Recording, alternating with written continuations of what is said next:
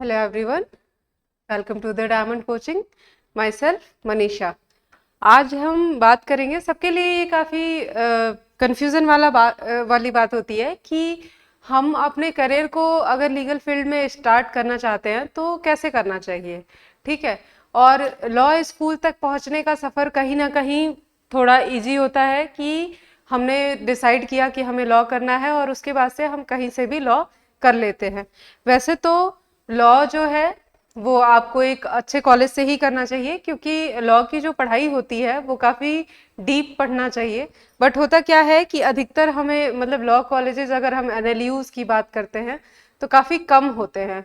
और इन एनएलयूज की बात जब करते हैं हम, और ये इतने कम हैं, यहाँ पे एडमिशन लेने का जो प्रोसेस है वो भी काफ़ी हार्ड होता है। तो इसकी वजह से हम क्या करते हैं कि किसी भी कॉलेज में या फिर किसी यूनिवर्सिटी में ऐसे जहाँ से इजीली हमें एडमिशन मिल पाए, हम वहाँ से एडमिशन ले लेते हैं। और अल्टीमेटली जब हम लॉ को चूज़ करते हैं तो हमारा एम ऑफ लाइफ होता है कि हम क्या करें, जज बने। अगर हमारे पास, जैसा कि आप सब जानते हैं, अगर 100% का रेशियो रखें तो लगभग 60 to 80% मतलब मैक्स बहुत कम लूंगी, तब शायद ऐसा होगा कि 80% जो लोग हैं वो जज ही बनना चाहते हैं। बाकी जो हैं 20% शायद वो एडवोकेट्स सोचते हो लॉ करने से पहले। बट आज हम जानेंगे कि लॉ स्कूल टू जज बनने का सपना अगर हम देख रहे हैं तो वो कैसे अचीव किया जा सकता है। क्योंकि आपने लॉ जो है वो तो कर लिया, और ऊपर से कहाँ से किया ये बात आपने स्टार्टिंग में सोची नहीं। और अगर सोचा भी है, अगर आप एनएलयूज में हैं तो आपके लिए, आपने देखा होगा कि बच्चे लोग कहते हैं कि एनएलयूज में अगर आप हो तो आपका सिलेक्शन काफ़ी इजी हो जाता है। तो ऐसा नहीं है कि उन्हें, उन बच्चों को मेहनत कम करनी पड़ती है। वो स्टार्टिंग से ही मेहनत करते हैं और इसके बाद से आगे भी उनका गाइडेंस जो होता है वो काफ़ी सही होता है। तो इसके वजह से उनके लिए सिलेक्शन थोड़ा सा इजी हो जाता है। बट फिर भी सेम कंपटीशन है, सेम प्लेस है, सेम एग्जाम देना है आपको। तो आपको करना क्या चाहिए? और अभी रिसेंटली हमारे पास एक जजमेंट आ चुका है जो कि एसोसिएशन ऑफ जजेस वर्सेस यूनियन ऑफ इंडिया का, जिसमें आपका ये डिसाइड कर दिया गया कि what will be the basic qualification. तो आज मैं आपको बताने जा रही हूँ कि क्या करना है लॉ करने के बाद, आपको कैसे स्टार्ट करना है, क्या क्या चीजें लॉ करने के साथ साथ करनी चाहिए। ठीक है।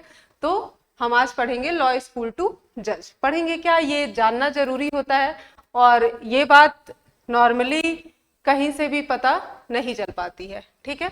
तो ये जो है लॉ स्कूल से आपको कैसे स्टार्ट करना है। पहली बात, जब आपने क्या किया, या तो 3 ईयर एलएलबी की या फिर 5 ईयर।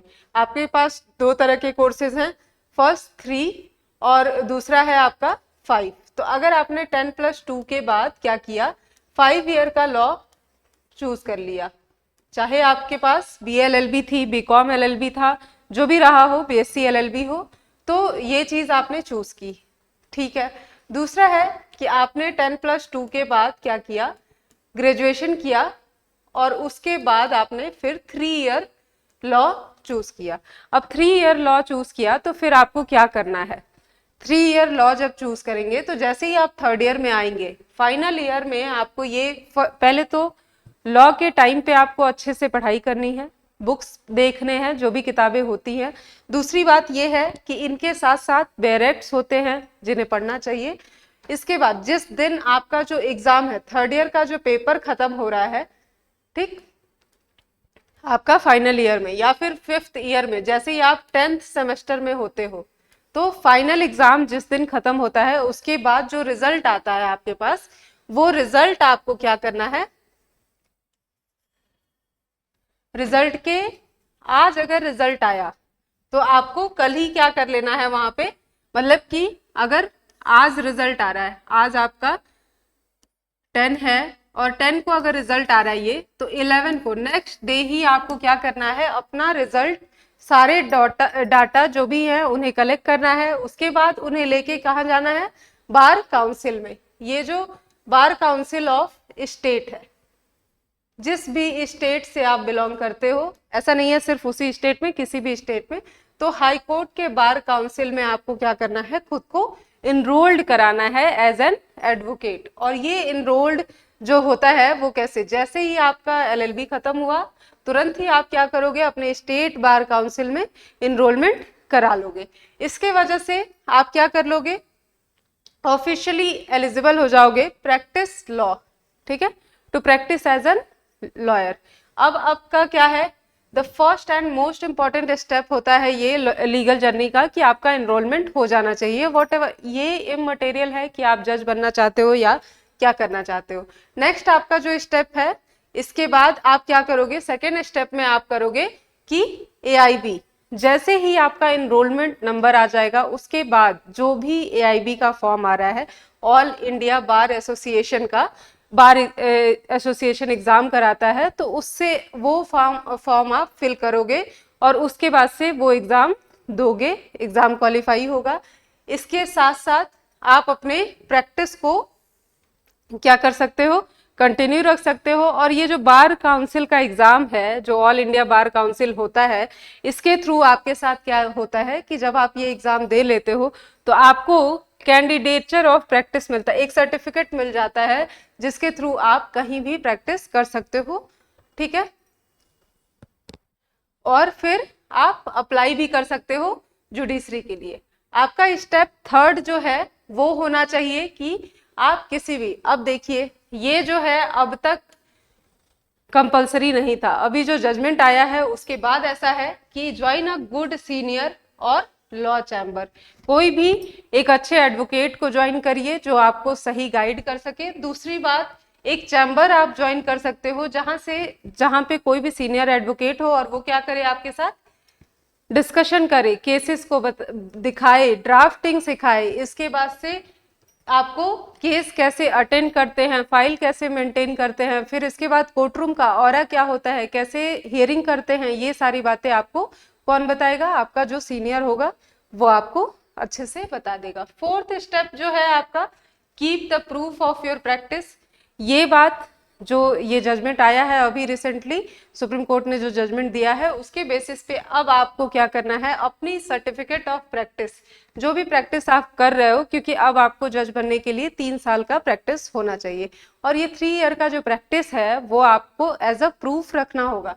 तो इस जजमेंट के अकॉर्डिंग जो है वो आपका कैसा प्रैक्टिस होना चाहिए, जजमेंट के अकॉर्डिंग तो सिर्फ एनरोलमेंट है, बट आपको लॉ के बेटर अंडरस्टैंडिंग के लिए प्रैक्टिस करनी चाहिए। और उसके बाद से आप क्या करो, उस प्रैक्टिस को मेंटेन करो, एक कॉपी बनाओ या फिर जो भी है आपका, जैसे भी लिस्ट प्रिपेयर हो रहा है, केसेस में इनरोल हो रहा हुआ, तो वो सारी चीजें आप एक डायरी में रखो। A court diary what you observe did every day, एक डायरी कोर्ट के लिए बनाओ जिसमें आप डेली लिख सको कि क्या होता है, ठीक है। नेक्स्ट स्टेप जो है, स्टेप नंबर 5 आपका क्या होना चाहिए, ये है study side by side English और इवनिंग और एवरी मॉर्निंग। अब है आप प्रैक्टिस कर रहे हो, प्रैक्टिस करने से जुडिशरी का जो सिलेक्शन है वो इजी नहीं रह जाता है, क्योंकि प्रैक्टिस बिल्कुल अलग है।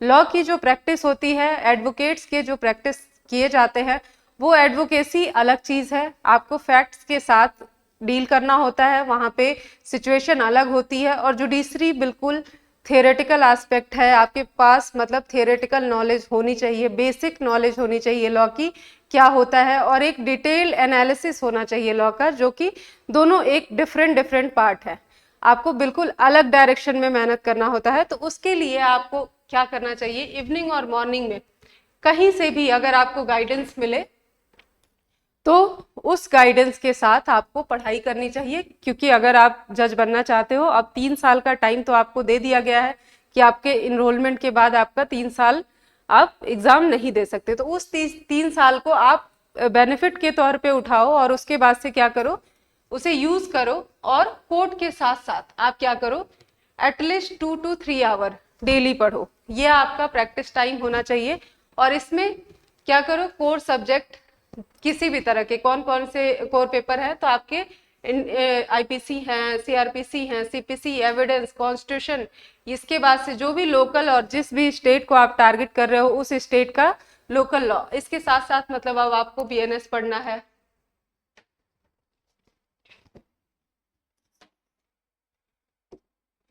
BNS है, ठीक है, इसके बाद BNSS है, फिर BSA है। ये सारे पेपर्स को आप कोर पेपर को क्या करो, कंटिन्यूअसली आप पढ़ते रहो। एक बार खत्म होता है दोबारा पढ़ो, दूसरी बार खत्म होता है तीसरी बार पढ़ो। कॉन्स्टिट्यूशन है जिस पे इन सब से आपका दो फायदा होना है। अगर आप आगे प्रैक्टिस ही चूज करते हो, ये भी उसके लिए भी आपका बेनिफिट ही है कि आप इतने सारे लॉज का जो एनालिसिस है उसे अच्छे से किया है, फिर आप और अच्छा प्रैक्टिस कर सकते हो इन कंपैरिजन उनके जो बस प्रैक्टिस करना चाहते हैं, ठीक है।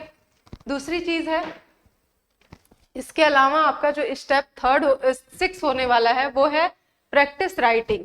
जज बनने के लिए देखिए पेपर एनालिसिस बहुत जरूरी होता है और वो उसके लिए आपको क्या करना पड़ेगा, प्रैक्टिस करनी होगी, चाहे पीटी हो या फिर मेंस।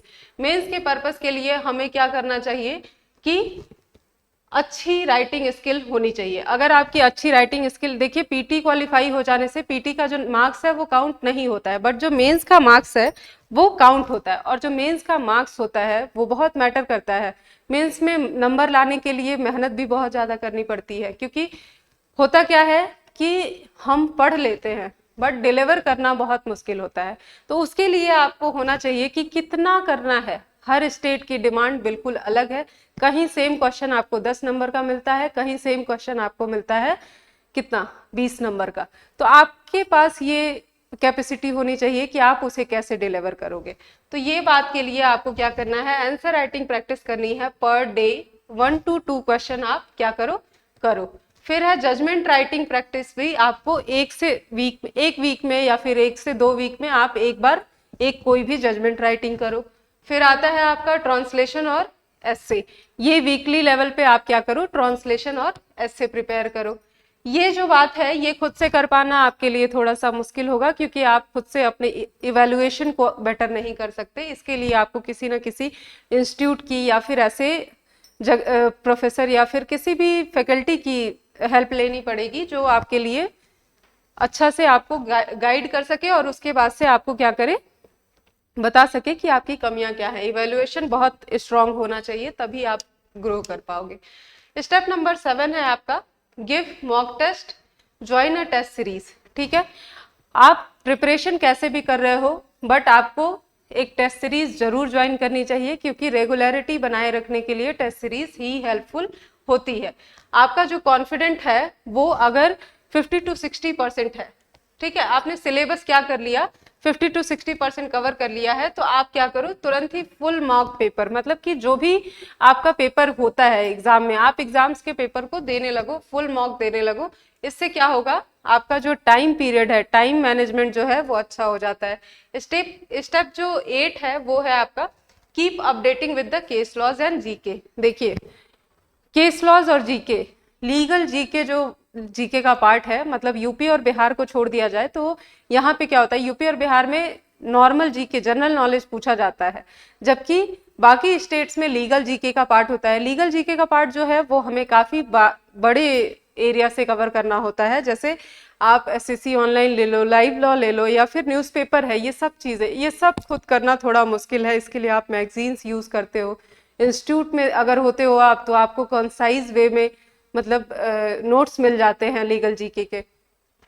तो इसके लिए फ्री टाइम में आप क्या कर सकते हो या फिर हॉलीडे में पढ़ सकते हो, सुप्रीम कोर्ट के जजमेंट्स पढ़ने चाहिए, legal news from the website, जो भी वेबसाइट्स है, मतलब जैसे मैंने बताया लाइव लॉ है, मनु पात्रा है, एससीसी ऑनलाइन है, इन सब से आपको लीगल जीके प्रिपेयर करना चाहिए।